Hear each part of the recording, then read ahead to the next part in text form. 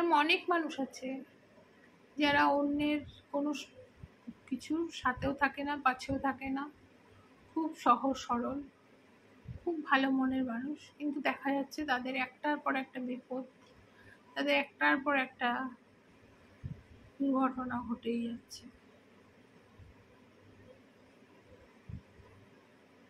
কিছু কিছু মানুষের ক্ষেত্রে এটাই করতে থাকে।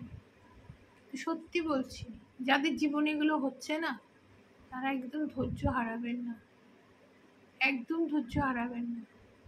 আপনার যাদের এত কষ্ট, দুঃখ, যা কিছু হচ্ছে, একটু ধৈর্য ধরুন, আর এক নাম ঈশ্বরের করে যান।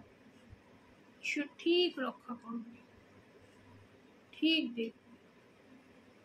আপনি যদি সৎ পথে থাকেন, ভালোভাবে, ঠিক ঠিক হবে, আপনার ভালো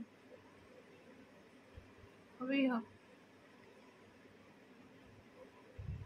কারণ আপনার যে ভালো মানসিকতা, ভালো মানুষ আপনি, সেটা কিন্তু এখানেই বিচার হয়ে যাবে। অহেতুক যদি আপনার জীবনকে কেউ অতিষ্ঠ করে, আপনার ভালো থাকাটা যদি কারোর কোনো রকম গাজালা হয়,